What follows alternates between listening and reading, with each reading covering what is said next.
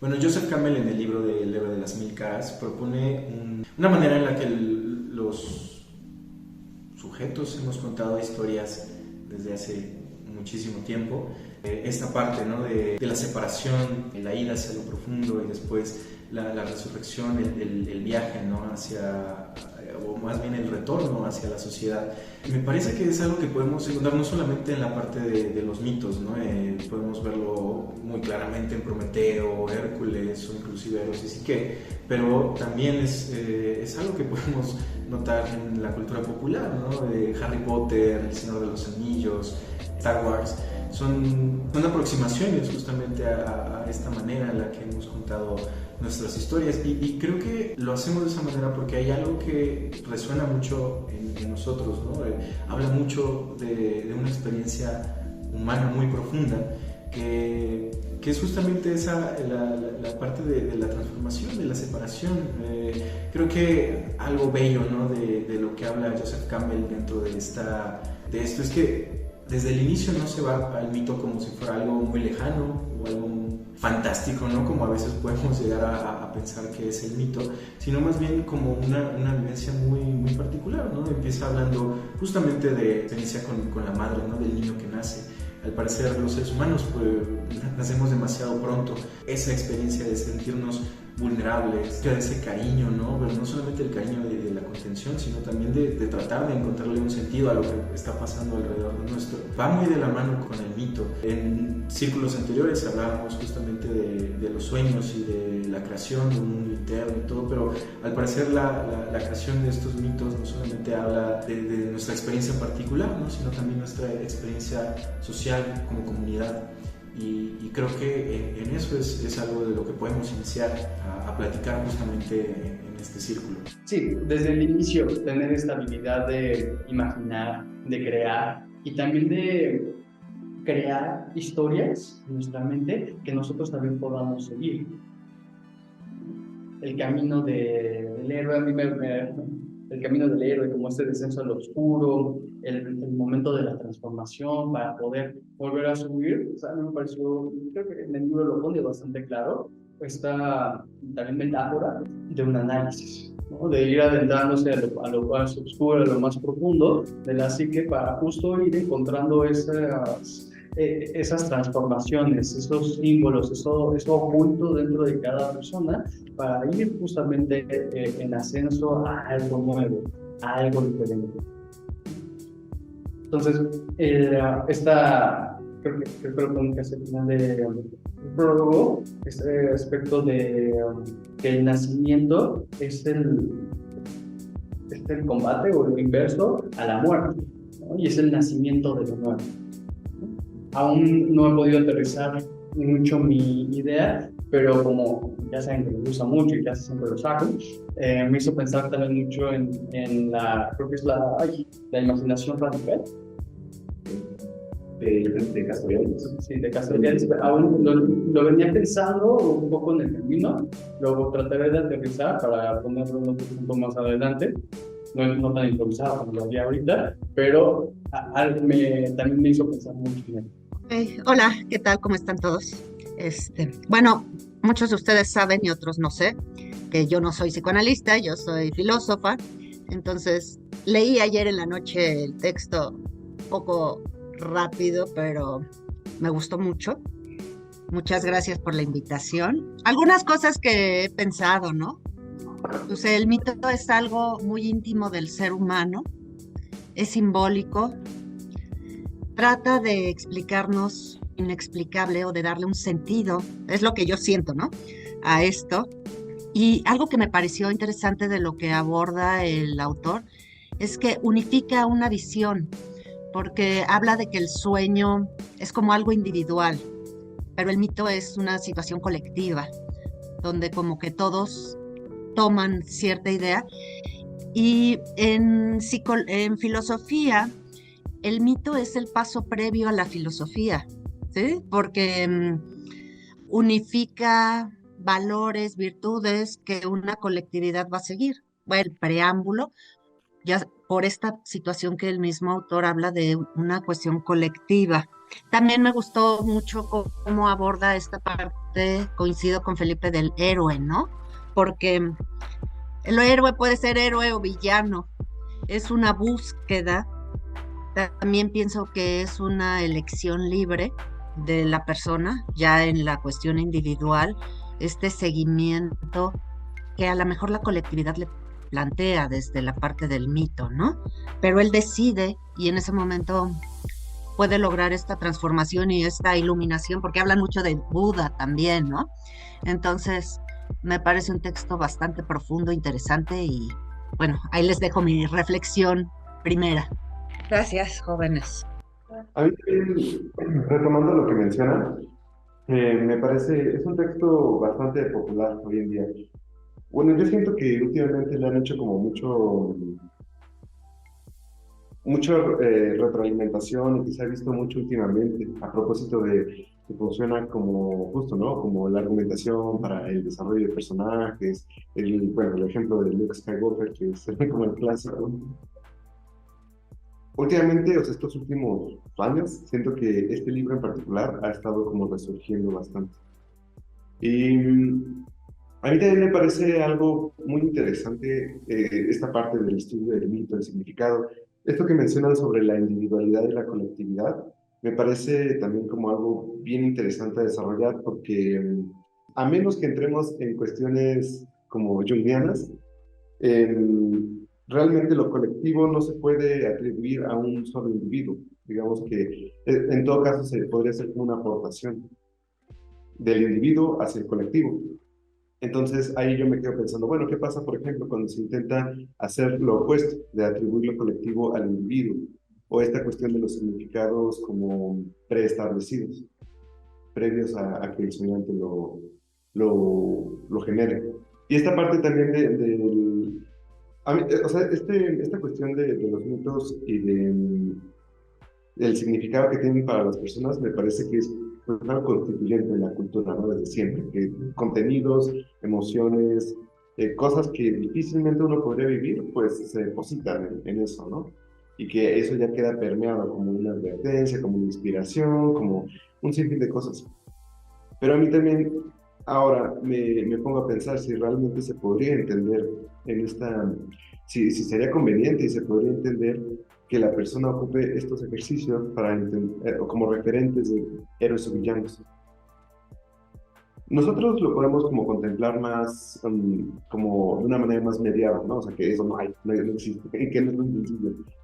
Pero a mí me llama la atención ese aspecto, como si más allá de nuestros ideales, de lo que queremos llegar a ser y demás, realmente es algo como provechoso el tener como referente uno y rechazar o tener como imagen negativa a un villano. Son como ideas que tengo acá como rondando. Ahorita igual van tomando un poquito más de forma. Bueno, creo que, por ejemplo, algo que me parece importante, ¿no? También mencionar ahorita lo que decía Luis el mito es el paso previo a la filosofía. O sea, tomando en cuenta, ¿no? La filosofía como aprender a pensar, ¿no? Como estar pensando. Me suena muy curioso justamente con lo que hablábamos del contacto con la madre. Qué interesante, ¿no? O sea, como que notan mucho la parte como angustiante de la vida del humano, ¿no? El contacto que tenemos con esa angustia. Porque normalmente no tenemos como conciencia de lo importante de estas como emociones negativas, o no sé si conciencia, pero no le damos tanta validez o tanta importancia. Creo que en el mundo que vivimos siempre es como buscar emociones positivas. Y esta parte de la angustia es súper importante porque creo que es a partir de eso que aprendemos a pensar, ¿no? Un poco, ¿no? De la propuesta de ¿no? De psicoanalítica, es justamente eso, ¿no? De cómo a través del contacto, ¿no? Con la angustia, de sentirte inválido, ¿no? Ante el mundo, es que empezamos a imaginar, empezamos a representar cosas. Y qué interesante igual tomándolo, ¿no? Haciendo la unión entre el mito como un sueño como más social, como también la parte del mito es como sociedad tratando, ¿no?, de representar esa parte que no podemos a veces, pues, no sé cómo decirlo, como entrar tan fácil en contacto. Y pues bueno, me quedé justamente el paso del mito a la filosofía, que es la manera en que pensamos, ¿no?, como un mundo. No sé, me pareció como muy bello, ¿no? Y bueno, sí, me parece también cool de lo que están comentando. Esta angustia necesaria para poder llegar a pensar, como en el mito, es como pasar por todas estas adversidades, por todos estos retos, algunos físicos, algunos mentales, para poder llegar pues, al lugar anhelado. Pensando en uno de los héroes como más, a Odiseo, ¿no? Y cómo finalmente es toda esta vida del pobre de estar soplado por la ira de los vientos de Poseidón a las diferentes adversidades. Él teniendo siempre su meta bien clara, ¿no? El poder llegar a Ítaca, y poder reunirse con su familia, poder llegar a ese descanso tan anhelado, pero pues así que por las vicisitudes de este Dios, pues se va hasta aquel momento que ya llega y encuentra esa paz, que nosotros podremos pensarlo, vaya, unas otras cosas más mortales, ¿no? Como el poema que una vez nos compartió Olarte de Camino a Ítaca, ¿no?, donde pues se hace toda esa metáfora de la vida y la muerte, ¿no? Pero, y encontré que existe un tercer tomo de la Ilíada, la Odisea, y hay un tercero que no me acuerdo cómo se llama, igual escrito por Homero, donde habla sobre la muerte de Odiseo. Y es casi llegando a Ítaca, después de que ya lograron sacar a estos pretendientes, finalmente en la misma historia fallece por las manos de un hijo perdido que va buscando a su padre, ¿no? Entonces me parece interesante y Sí, gracias. Bueno, primero, buenos días a todos. Eh, Creo que el texto es uno de mis textos consentidos, es un texto bellísimo, ¿no? Campbell tiene una pluma además privilegiada y una cultura bastante ah, potente, ¿no? Creo que toca puntos de principio muy, muy importantes, ¿no? Eh, Esta cuestión que retoma de un antropólogo, creo, ¿no? El ser humano nace demasiado pronto. Creo que ese es un problema, creo que ese es el problema que nos constituye en términos de entidades deseantes, ¿no? Nace demasiado pronto y nace en una dependencia, ¿sí? Ahí también, digamos que lo colectivo y lo individual, yo prefiero plantear lo individual en términos de lo singular. Lo colectivo y lo singular se entrelazan, ¿no? Hace rato Felipe mencionaba a Castoriadis, y Castoriadis hace un señalamiento a propósito de lo que implica la madre muy interesante. Dice, la madre es la representante masiva de todas las generaciones que anteceden al cachorro.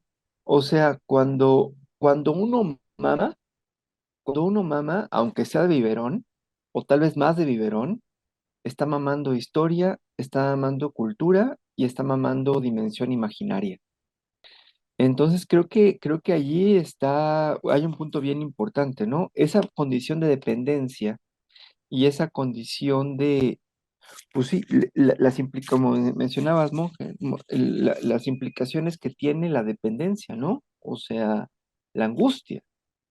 O sea, creo que nunca haremos suficiente énfasis en señalar esto, ¿no? Lo que implica para el cachorro humano y lo que implica en ese sentido como huella psíquica, como huella anémica en el ser humano, esa dependencia. Esto es, si no me amas, me muero.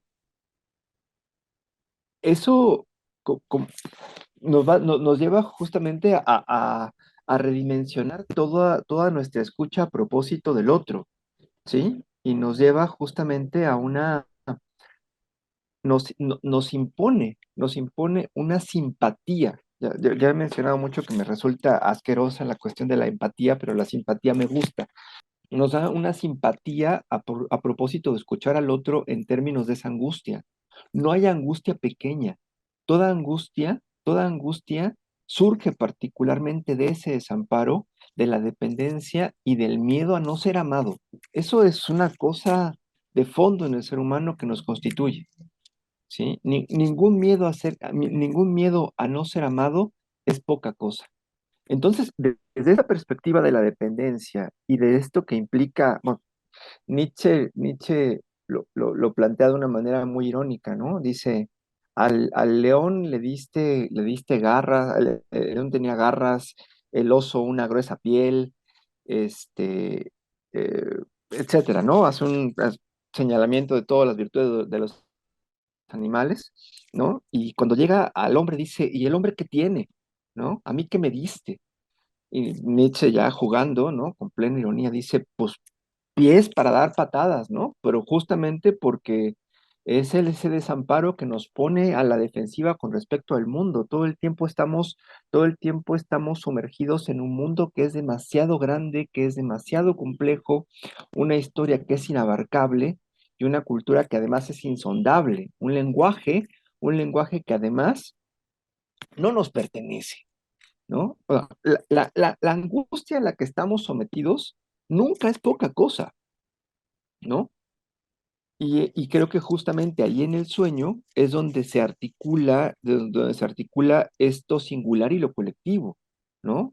Porque lo que mamamos es mito, lo que mamamos es justamente dimensión imaginaria, ¿no? Y creo que desde ahí, estas dos cuestiones, primero la terrible, y tremenda y absoluta dependencia del recién nacido, del cachorro humano, y lo que va a implicar, ¿no? Lo que va a implicar la angustia inherente a esa dependencia, pues me parece que es lo que está detrás no solamente del sueño, del mito, de la angustia, sino particularmente del deseo, ¿no? Y creo que Campbell comienza articulando de una manera muy potente esos elementos, ¿no? Al final nos damos cuenta que la vida es una separación constante, ¿no? Es un alejamiento de esa parte que nos da como esa seguridad, lo que en la actualidad tal vez llamaremos como zona de confort, tal vez, que no es mucho la palabra, pero es un poco como lo podemos entender. Y es una separación, y me parece eso súper lindo, ya está un poco como la parte, ¿no? Del proceso, ¿no? Del viaje, porque siempre todo viaje inicia con esa partida, ¿no? Esa parte de ser llamado y ir hacia donde se nos está llamando, pero pues esa parte de la separación siempre causa esa angustia, ¿no? Que hemos estado hablando ahorita. Y, pues bueno, ¿no? No sé, creo que por algo nos hace tanto sentido como estas historias, ¿no? En la cultura popular, en mitos y todo. No se me vino mucho esta frase que creo que se Campbell, ¿no? Un poco de Freud lo que intenta al inicio es hablar de toda esta parte de la vida, ¿no? Y de cómo se va conformando, pues, como estas funciones de vida, cómo vas creciendo y todo, pero la idea ya es el final, ¿no? De la vida, cómo se va aceptando eso, cómo se va entendiendo la muerte. Bueno, creo que dentro de esa separación iba un poco ligado a la separación, muerte, ¿no? Tiene algo ahí que ver. Y pues bueno, esa angustia, ¿no? De sentir que nos morimos, ¿no? Cuando estamos lejos de esa, de la madre, ¿no? De esa parte bonita, ¿no? De la contención. Y pues bueno, eso me hizo pensar ahorita. Coincido con esta parte de la angustia. La angustia es un punto importantísimo porque es un punto de partida, realmente es como una forma de cuestionamiento que nosotros nos vamos haciendo porque somos libres, libres de elegir.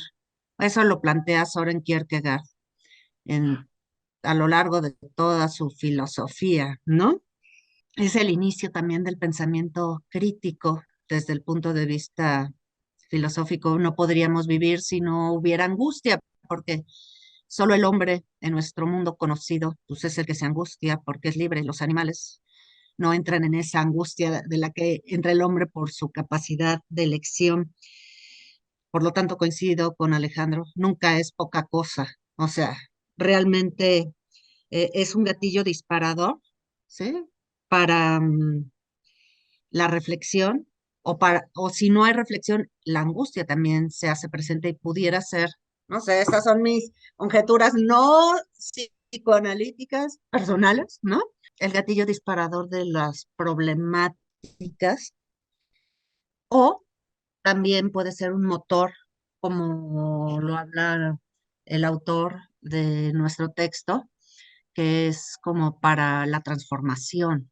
Entonces, yo creo que sería como una forma de encauzar si lo entendemos o no lo entendemos. Y ahí yo creo que sí es bien importante e interesante el papel del psicoanalista, ¿no?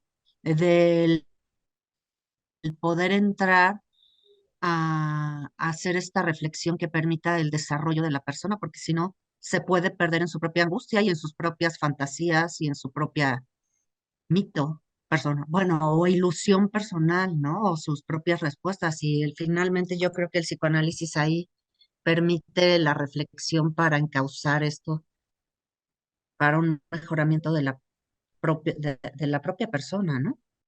Con esto que mencionas, Elizabeth, y con lo que mencionaba Alejandro, bueno, hablaba, Ujú, muchos Alejandros, me hizo pensar en esto de que decías de o sea, es héroe o sea, es villano a partir de estas vivencias y cómo la criatura, el bebé, pues va interpretando y va dándole un sentido como va pudiendo a lo que se le va presentando. Entonces, además de lo que se le presenta y lo que se le da, es el cómo lo va tomando. Entonces, algo de que se queda tal vez llorando un minuto y además en un momento de desesperación, lo cuida mucho, pero le mete un chupón, ya, cállate tantito, y cómo eso puede, poco importa que le haya dado pecho 3 meses, ¿no? Sin falla. Lo que queda es que a mí me callaban, porque no podía sentir mi angustia, no había lugar para eso. ¿Cómo? Pues es la forma de ir representando, de irle dando un sentido a nuestras propias angustias, que en momentos nos puede jugar bastante chueco. Justo en sí, existe este camino bonito que ahorita hablamos del héroe, del crecimiento, de la transformación, pero creo que también es necesario el otro punto, donde es más bien el del villano, donde se odia a estas personas a las cuales dependemos de bebés, que es, eh, además de que te necesito y después no estás, te vas. Somos seres separados y cómo eso puede resultar algo tan doloroso que pues, sí, todos estos impulsos de odio, de rencor, incluso pues lo mandamos un poco atrás, pero siguen influyendo. Entonces, el ser villano, yo creo que es mucho más unido todo el tiempo, justo porque por nuestras representaciones vienen ambas partes. Creo que todo el tiempo en estas odiseas, en estos viajes, se es ambas. Y bueno, y en un análisis que, bueno, finalmente funciona, pues para ver ambas partes. Darle un espacio no solo a esta versión del héroe, de la persona, pero también la del villano. Porque en el análisis, pues se es ambas en última. Y el analista es ambas en la mente también del analista.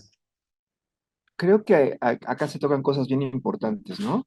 O sea, comenzamos a hablar la cuestión del papel del analista acá. Y va junto a este otro elemento del héroe y el villano, ¿no? Creo que, a ver, cómo se constituye el mito personal del neurótico? ¿De dónde viene ese mito personal del neurótico? Creo que podemos así llamarlo en términos parentales de las imagos parentales, ¿no? O sea, el mito personal se constituye a partir de lo que imaginariamente fantasmáticamente los padres depositan y demandan en los hijos, ¿no? A mí, yo lo siento por los Alejandros, espero que no sea su caso, pero a mí mi madre me partió la madre justamente con una vez que me dice, bueno, es que tú te llamas Alejandro por Alejandro Magno, ¿no? Yo me quedo así como, yo ya ubicaba algún poquito de Alejandro Magno, ¿no? Y ella lo planteó por lo magno, lo que en principio es terrible para cualquier niño, ¿no? A mí me pareció más terrible todavía, pues porque ya conocía como un poco de las desventuras de Alejandro Magno, de sus pasiones, digamos, eróticas inadecuadas, etcétera, etcétera, etcétera, ¿no? Y de cómo particularmente, pues el imperio se le fue al carajo particular, ¿no? Entonces, digo, para mí esta cuestión de Alejandro Magno o de ese llamado a la grandeza a partir del nombre, es justamente parte del mito, ¿no? El mito que uno mama, ¿no? Y en ese sentido que constituye o que va constituyendo el tuétano de lo inconsciente, en todo caso, ¿no? Ese mito que uno abraza porque no sabe que abraza, ¿no? Es algo que se tiene que desarticular particularmente, ¿no? Ahí justo esta cuestión de el héroe y el villano, ¿no? Creo que justo el trabajo del analista es acompañar al analizante hacia la villanía, ¿no? Hacia la traición. Bueno, Campbell es junguiano, vamos, hay que decirlo, ¿no? Y otro junguiano, Aldo Carotenuto, tiene un texto muy interesante que se llama Amar es traicionar, ¿no? Y Carotenuto lo que va a plantear es no se puede acceder al amor sino a través de una traición. No se puede acceder al amor sino a través justamente, vamos a decirlo en esos términos, de la villanía, ¿no? ¿Por qué? Porque justamente esta, lo que el héroe quiere, lo que el analizante quiere no lo quiere, lo que el analizante desea emprendiendo el análisis es justamente liberarse del mito. No quiere ser el héroe, quiere liberarse de eso, ¿sí? Pero para liberarse de eso, tiene que traicionar, tiene que traicionar la aspiración de los padres. Y eso es una traición fuerte, es una alta traición, ¿sí? Y es una alta traición que pasa justamente por la dimensión superyoica. Así como el padre has de ser, así como el padre no has de ser. Entonces, lo que el analizante desea realmente es transitar por esa ambivalencia y poder sobrevivir esa ambivalencia. Pero justo allí el analista, lejos de ser lo que propone Campbell como el iniciado que conoce y tal, tal, tal, ¿no? Esa parte a mí me escandaliza bastante porque ahí se le atraviesa a Jung, ¿no? Y eso es algo que sí, de lo que tendríamos que tomar distancia, porque desde el lugar, desde esa otra escena que está atrás del diván, genera un montón de angustia la idea de tener que ser un iniciado, que realmente no, ¿no? Realmente el trabajo del analista es acompañar en esa villanía, ¿no? Es transitar por las aguas de la ambivalencia y sobrevivir, en todo caso. En esa lógica, y retomo esto que traías, Felipe, darle sentido a la angustia. Creo que, creo que el tránsito por el análisis, una de las cosas que hace es darle lugar al sinsentido y que así se puede vivir, ¿no? Porque si no, nos quedamos en este viaje de que tenemos que darle sentido, de que nuestra interpretación tiene que darle sentido a la angustia del analizante. No es cierto. No sé qué técnica se plantea eso, pero eso no es cierto. No estamos para dar sentido. Eso dejémoslo a la religión, dejémoslo a otros campos, ¿no? Pero la interpretación analítica no debe dar sentido, debe provocar un oleaje sobre el cual se apuntale la angustia hacia algún lugar, un oleaje que movilice la angustia, ¿sí? Y al movilizar la angustia, el sujeto se moviliza en el ámbito de su deseo. El sentido cancela el deseo.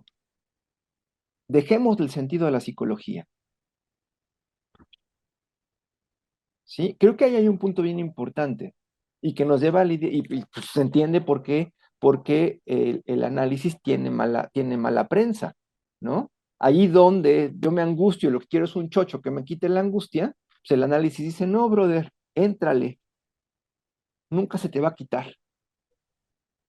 O vives con eso o te anestesias, pero estar anestesiado no es vivir. Bueno, eso nunca se dice, no así, ¿no? Pero finalmente es lo que uno hace. Uno en la práctica lo que hace es apuntar todo el tiempo esa condición no anestesiada. Y no estar anestesiado es estar sufriendo, emputado, preocupado, moviéndote. Pero si no estás en eso, justamente estás como no estando, ¿no? Creo que ahí, pero voy a hacer una cita un poquito larga del texto. Creo que son cosas que sí teníamos que desmarcarnos de Campbell, ¿no? Por más que es maravilloso, por más que todo lo que plantea Jung es maravilloso, en ese sentido también es demasiado deslumbrante, ¿no? Es demasiado mitológico también, hay demasiado sentido ahí, y esa demasiada de sentido hay que vivirla con un poco de temor, ¿no? Porque la demasía de sentido, ¿no? O el sentido último, lo que hace es cancelar el deseo, y si se cancela el deseo, se cancela la vida, ¿no? Creo que ahí hay un punto. Dice, el psicoanálisis, la ciencia moderna que lee los sueños, nos ha enseñado a entender a esas imágenes insustanciales. También ha encontrado la manera de permitirles realizar su obra, o sea, dejar que las peligrosas crisis del desarrollo del yo pasen bajo el ojo protector de un iniciado en la ciencia y en el lenguaje de los sueños, quien representa el papel y el personaje de Mistagogo o guía de almas, el médico de los primitivos santuarios selváticos dedicados a la prueba y la iniciación. El médico es el maestro moderno del reino mitológico, el conocedor de todos los secretos, caminos y de las palabras que invocan las potencias. Su papel es precisamente el del sabio viejo de los mitos y de los cuentos de hadas cuyas palabras servían de clave para el héroe a través de los enigmas y terrores de la aventura sobrenatural.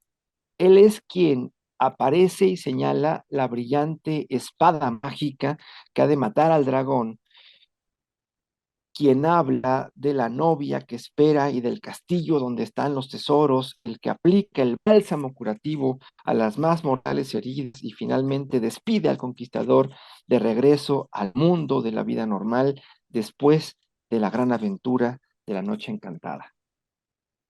Dios nos libre.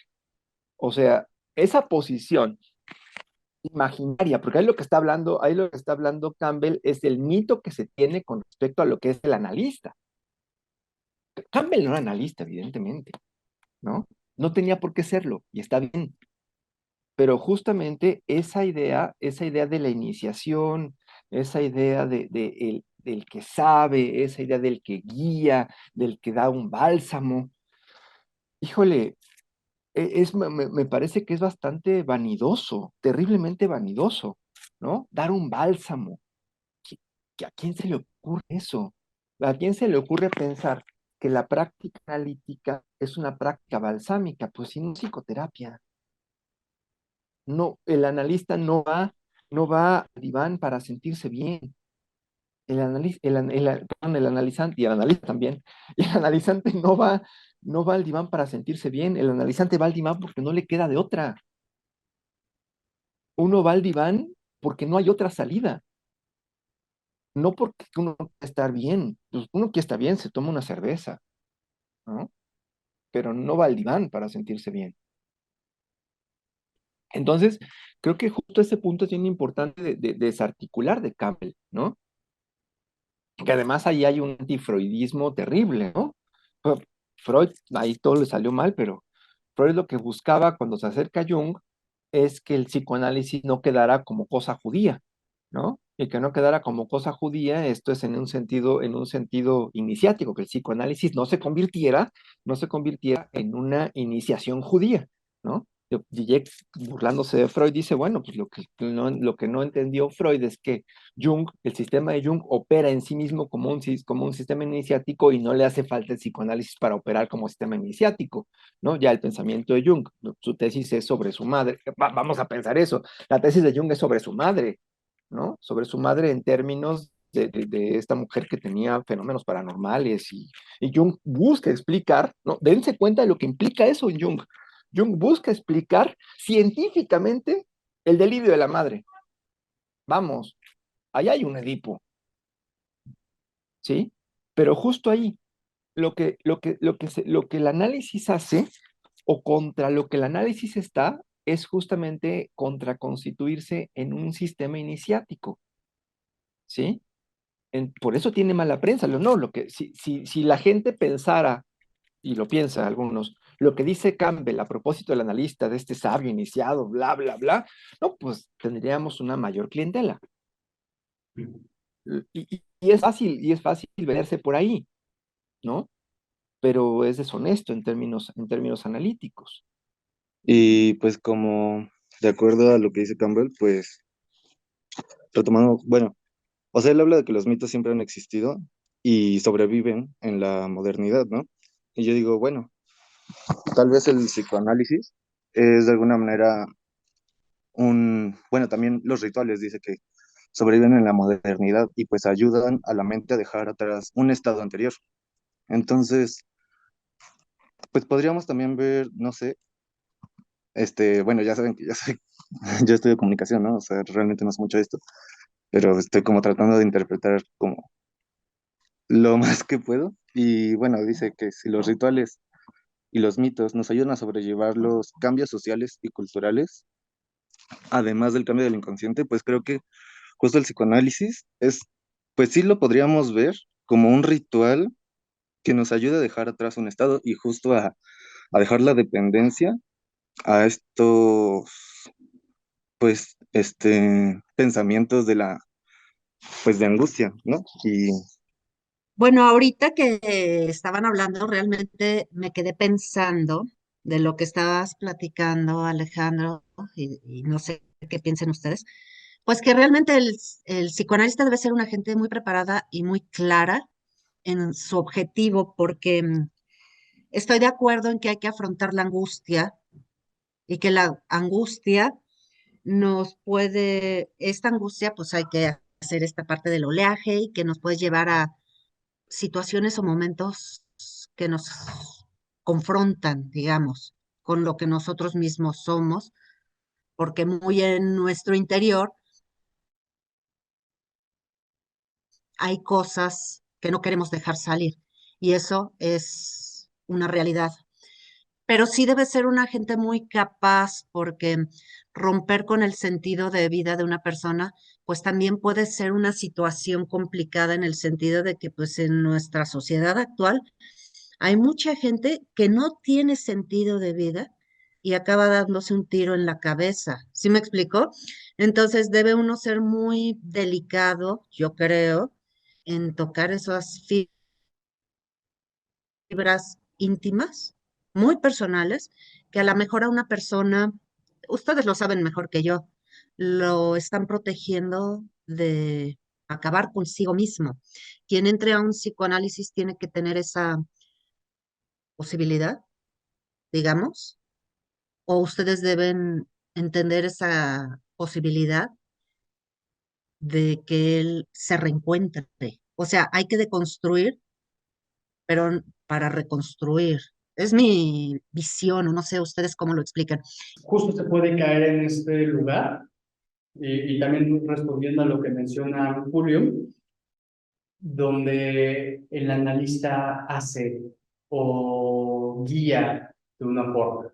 Y regresar a la idea de que esto justo es peligroso, que Campbell lo propone un poco de esta manera en el libro, en el texto, lo que ahorita habla nos comparte que yo no conocía de Jung, que es algo muy interesante, pues va por ahí, en esta, como plantear una dirección. Cuando el plantear una dirección, el plantear una forma de tirarle el sentido de vida a una persona, entonces podría llegar a hablar de que el analista sabe cómo hacerlo o sabe hacia qué sentido debería de dirigirse el, el analizante y es justo, es muy peligroso porque tocando fibras tan sensibles, pues sí, se puede llegar a una situación tan dramática como la que planteas. He ahí la importancia de la posición del analista de la abstinencia, de la no dirección y del no saber sobre el analizante, sobre la sesión y sobre el sentido de la vida de la persona, si es que así se pudiera plantear. Es el, y sí, o sea, el analista sí necesita ser alguien que va preparándose, que va aprendiendo de la experiencia, que finalmente se convierte en analista con mucho tiempo, mucho estudio y experiencia, no por algo que se pueda aprender. Y ahí, ese es un tema complejo, ¿no? Sí, o sea, sí, cómo ahorita lo planteas, sí, en este caso, pues sí suena peligroso el entrar a un análisis y el dos, el ser analista. Sí, se podría dejar a una persona vacía o, sí, aventarla a una depresión terrible, cuando no es la idea.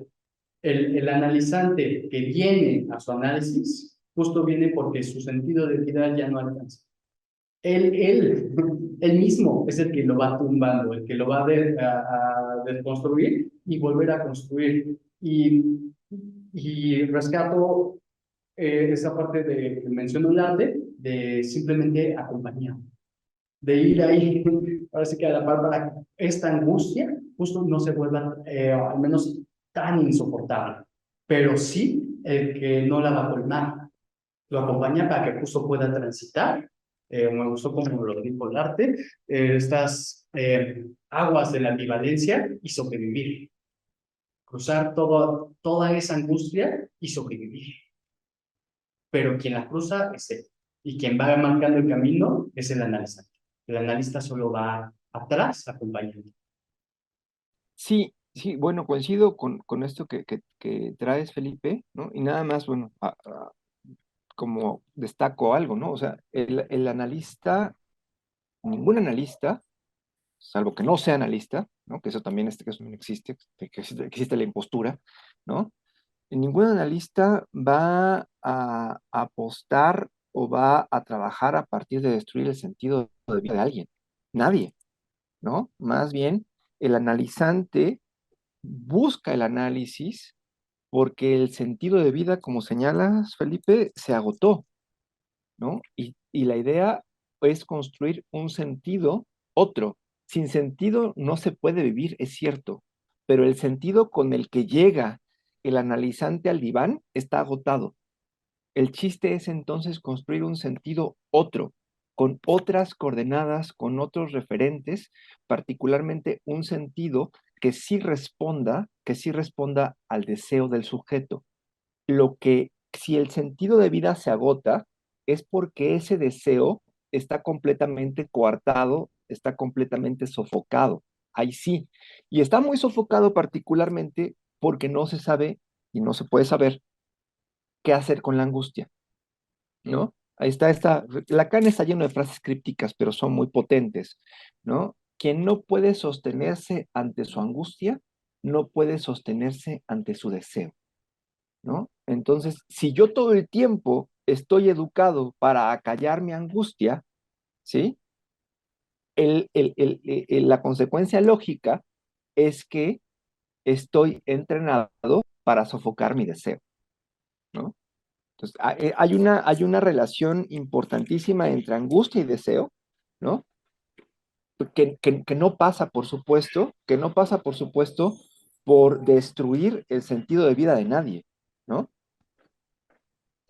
Es más, yo lo que siempre digo, el análisis es una apuesta radical por la vida, ¿no? A pesar de que sabemos que la tenemos perdida, ¿no? El analista lo que hace todo el tiempo es decirle a la pulsión de muerte, espérame tantito, hoy no, ¿no? porque sí, si no, quién sabe qué haríamos. Sería una cuestión más que analítica, un puro ejercicio de crueldad, ¿no? Y no, no, no, en ningún sentido el análisis, ningún analista que sea analista va a apostar por destruir el sentido de vida de nadie.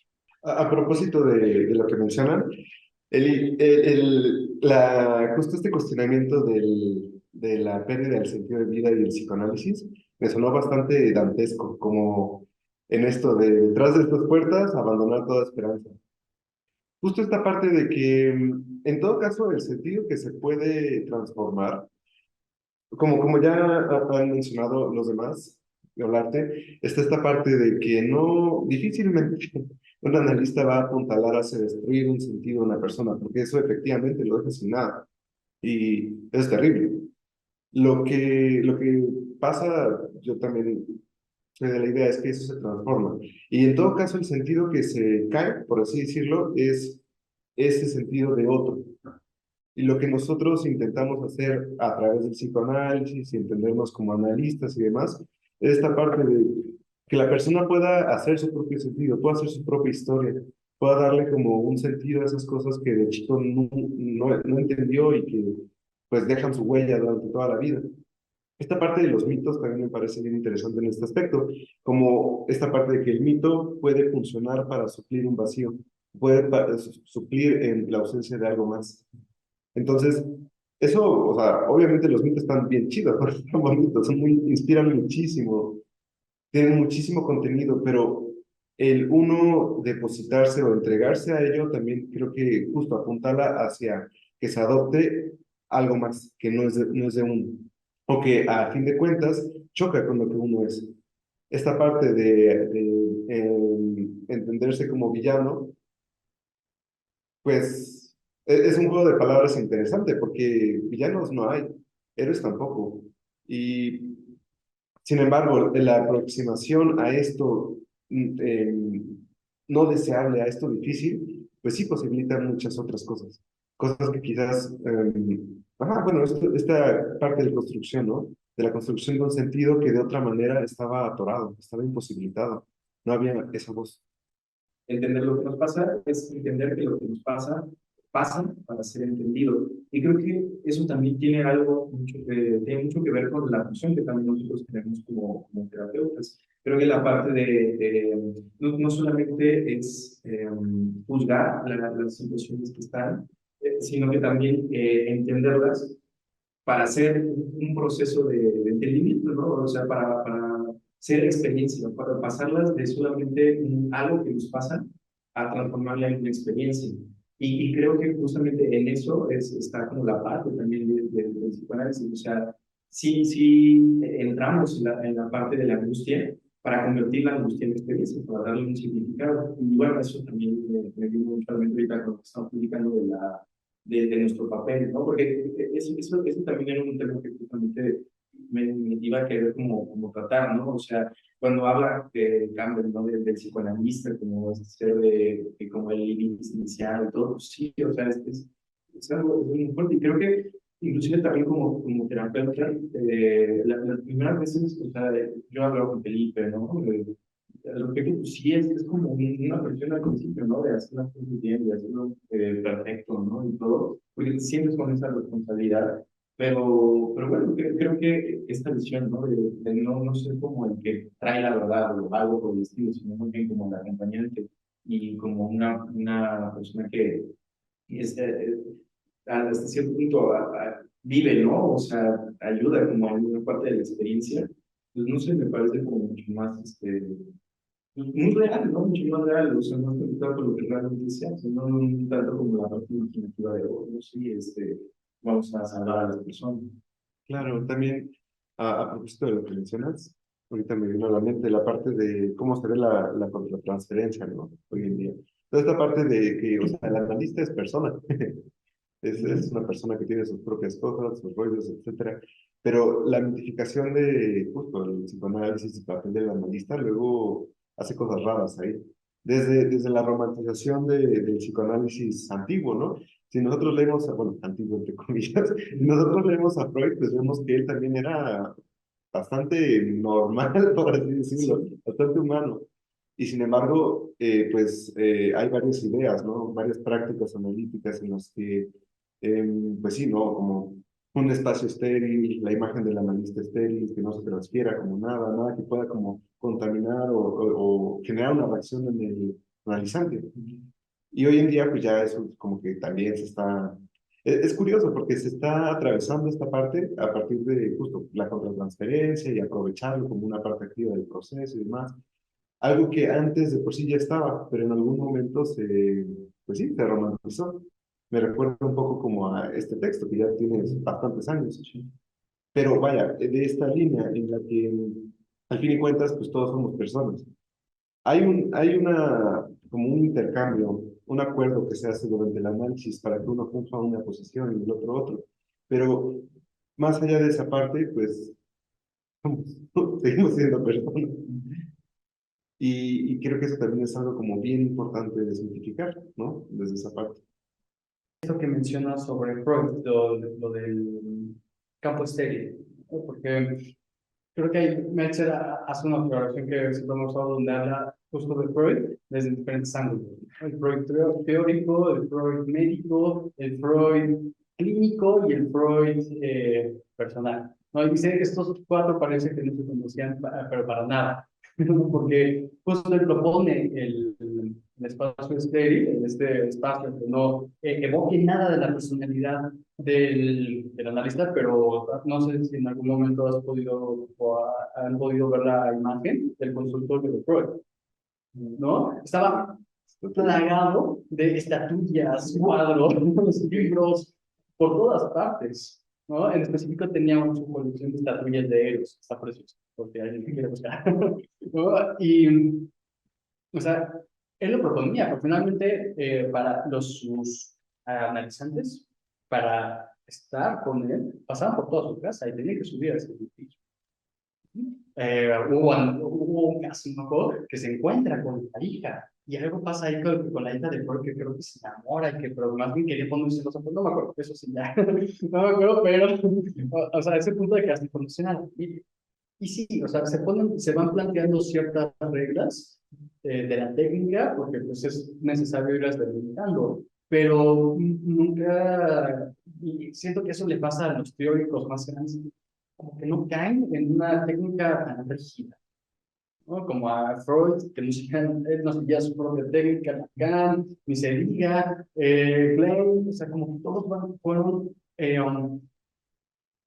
pues vaya, creo que esto lo decimos. O sea, cuando uno argumenta aquí mismo, en el mismo círculo, pues uno va reflejando y habla desde su propia autobiografía, ¿no? Y el analista no es diferente. Uno interpreta y ve también a partir de su propia experiencia. Trata de alejarse lo más posible, pero es sumamente difícil descolocarse de la personalidad. Uno por eso se va convirtiendo en analista. Ahorita también estamos hablando sobre cómo los analistas, nosotros, podemos ir como cumpliendo esta función, pero yo creo que se puede ir abarcando desde otras áreas, ¿no? Aprovechando que también está conectado Julio, donde también en el cine, en el desarrollo de películas, de cortometrajes, de series, se pueden abarcar, pues, ya Freud lo decía, verdades tan honestas, tan sinceras, como en los mitos, ¿no? Y además mucho más, no diría que más rico, pero sí con muchas más herramientas, ¿no? En un análisis estamos limitados, y limitados, entre comillas, no, ¿sí? Limitados en el lenguaje. Y lo complicado es hablar sobre estas cosas sin metáforas, sin analogías, sin tomar de la mano de mitos, de cuentos, de libros, de películas, de series, porque ayudan a reflejar de una manera más visual, más entendible. Es bien interesante esto que traen a propósito de la técnica, ¿no? Y la palabra que se utiliza me parece que es un desliz muy importante, ¿no? Hablar de el análisis como el espacio estéril, ¿no? Tiene un impacto durísimo esa cuestión de la esterilidad, ¿no? O sea, es algo que hace referencia a lo muy limpio, ¿no? Por un lado, pero por otra parte, a lo, a lo inocuo, a lo no productivo, a lo que no produce, ¿no? Entonces, creo que ahí hay un punto importante, ¿no? O sea, ¿de dónde sale? En función de qué fantasma se tiene que generar esta ilusión de esterilidad, ¿no?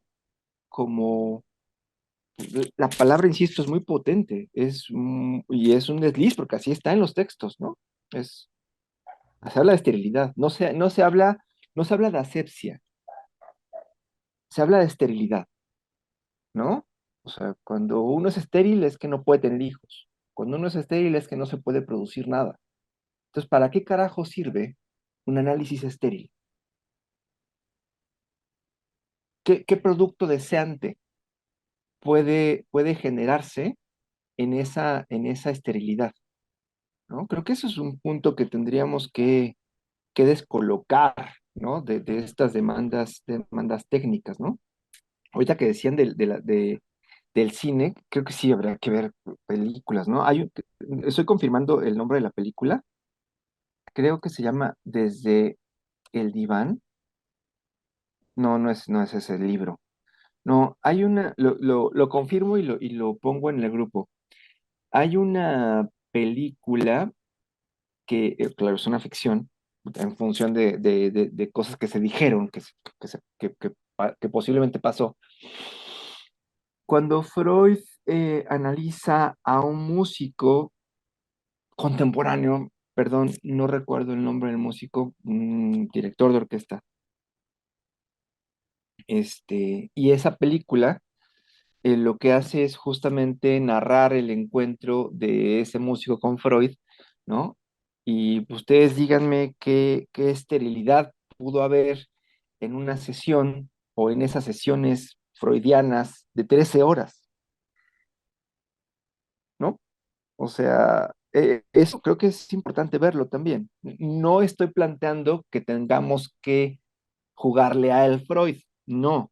Simplemente en términos de antecedentes, en términos de genealogía técnica, ¿no? Pues la técnica implica hacer hacer lo posible, ¿no? Y si Freud tenía solamente ese tiempo para analizar a este sujeto, ¿no? Un análisis que aparentemente fue exitoso, ¿no? ¿En qué libro de técnica se plantearía como posible eso? ¿Qué analista puede aguantar una sesión de 13 horas? ¿Qué analista podría aguantar una sesión de 13 horas sin meterse como sujeto ahí? Entonces, digo, sí, eso que también de la técnica, más bien la técnica debe apuntar, la técnica debe apuntar, debe apuntar, apuntalar la dirección de la cura, ¿no? Eso creo que técnica, sí, claro, guardando pudor, ¿no? Guardando pudor y parámetros como muy claros, ¿no? Particularmente lo relativo a la abstinencia, ¿no? La técnica es aquello que sirve para la dirección de la cura. Lo que no sirve para la dirección de la cura, perdón, no es técnica, por más que esté publicado en Amor Ortu. ¿Qué piensan de eso? Pues creo que ese es un punto importante. Tampoco es técnica, como le gustan los lacanianos, ¿no? Lacan cachetada a pacientes, voy a cachetear a alguien, pues no. Lacan le pegó a un paciente, no, claro que no. Lacan le aventó la maceta a un paciente, claro que no. O sea, eso no son técnicas, son mam, ¿no? Entonces creo que hay que tener pudor, pues, ¿no? Pero sí pensar la técnica no como algo que encorseta la, la dirección de la cura. Creo que acá, más que hablar de técnica en términos de asepsia o peor de esterilidad, habría que pensar en que la técnica debe ser aquello que apuntala la dirección de la cura, ¿no?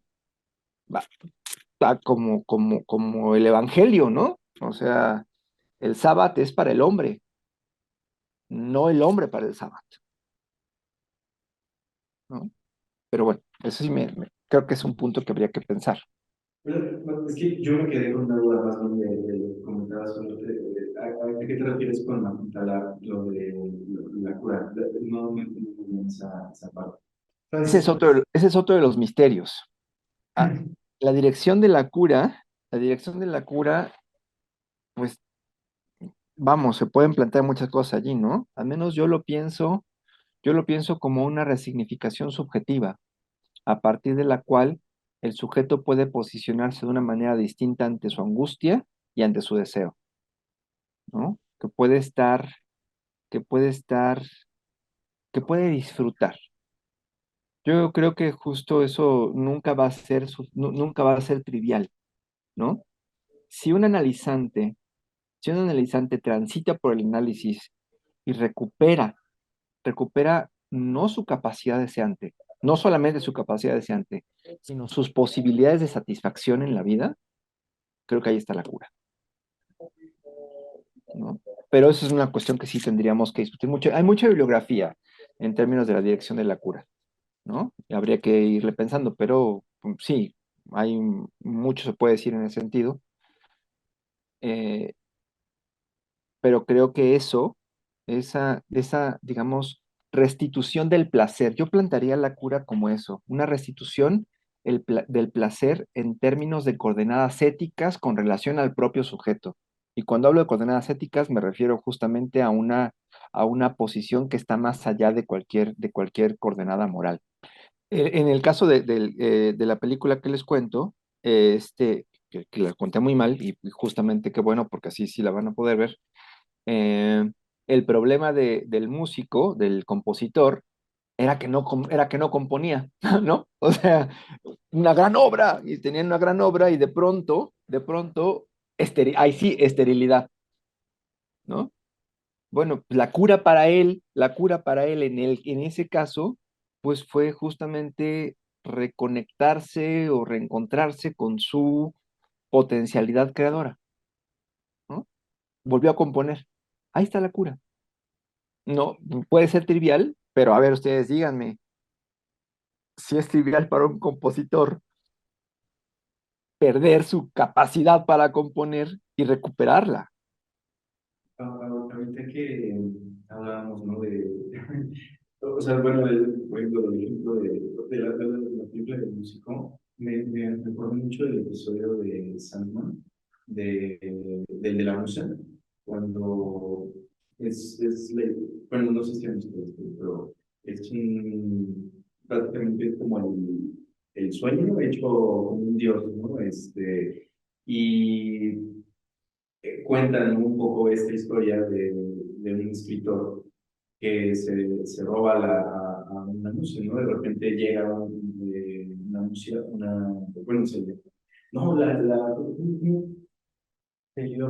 ajá, pero es el que ya, o sea, conoce a un escritor que era súper fan y todo, le pregunta cuál es como tu secreto para ser tan exitoso, y le enseña que tiene encerrado una musa, ¿no?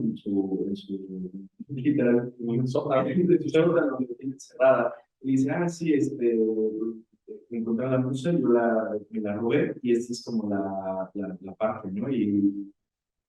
Pero pues, como se la regala a este escritor y empieza como toda esta parte, ¿no?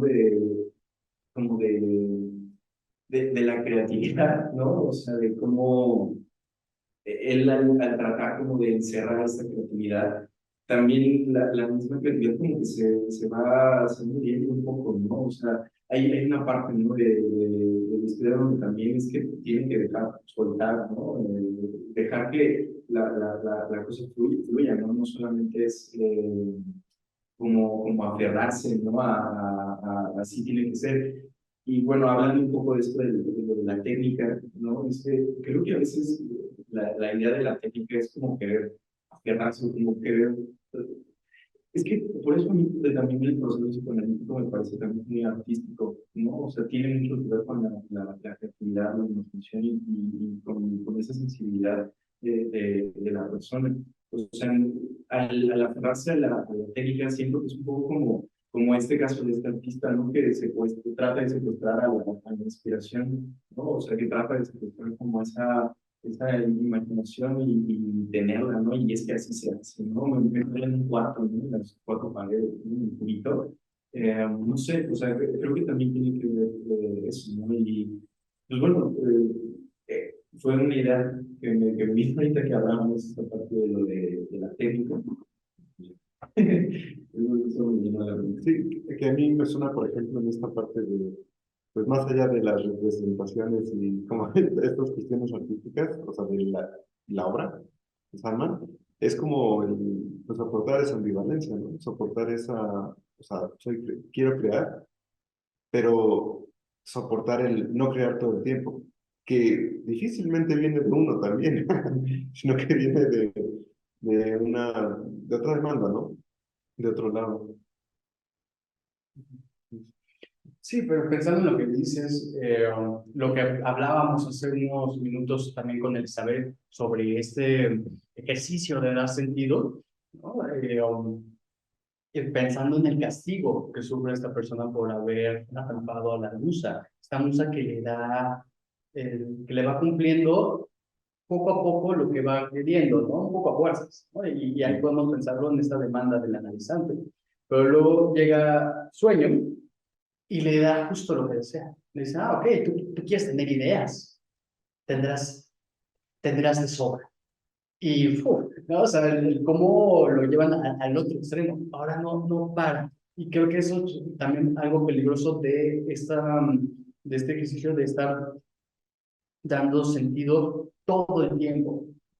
¿Cómo lo podemos pensar fuera de la serie? Que es un excelente capítulo, es el último de la temporada 1, extra, por si alguien no lo ha visto. Hoy, en esta búsqueda de un sentido constante, que lo podemos ver solo, o sea, con meternos a TikTok y a Instagram se puede encontrar, ¿no? Con todos estos posts de los red flags, de todos estos horóscopos semanales, diarios, cómo te va a ir en el día. Venía de camino, prendí el coche y en la radio decían como, márcanos, dinos tu signo y el de tu pareja y te decimos si son compatibles, si van a durar toda la vida, ¿no? Y no, qué terrible. Mucha gente llama que te digan, no, ya valieron, ¿no? Pero salte de ahí. Y, pero es como, hemos llegado a este punto donde se nos está dando un sentido, una explicación de todo el tiempo. Pues lo terrible que es.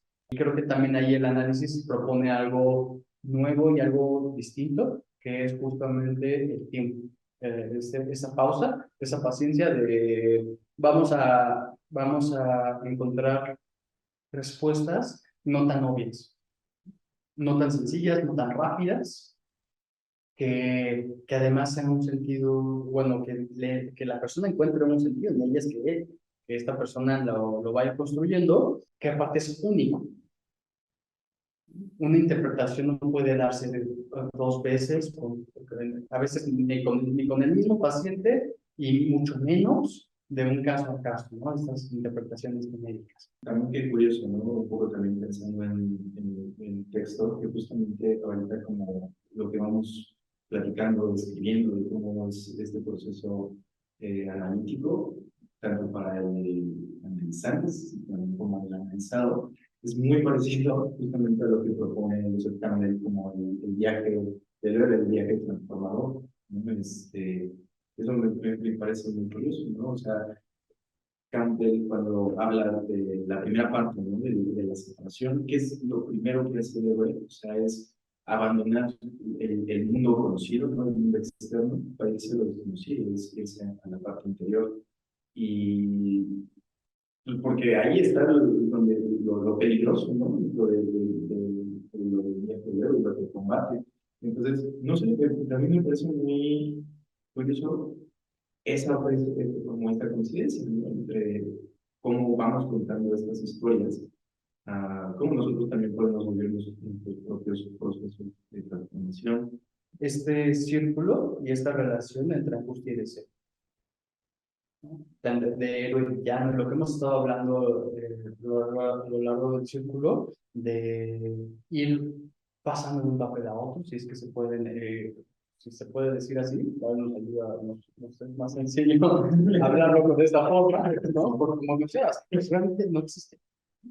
Y no existen, pero sí nos ayudan a nosotros poderlo aterrizar en ideas más manejables para nosotros. Puede ir saltando de héroe a villano todo el tiempo consigo mismo, este deseo, como también puede saltar de deseo a angustia todo el tiempo. En el mismo capítulo se le cumple su deseo de dos formas distintas y se angustia en ambas. En una, cuando se cumple en exceso, o sea, cuando él está por completo realizado todo el tiempo, justo creo que lo que mencionaba también Volante, se anula la vida, se pierde por completo y renuncia a él, quedando pues ya desvivido.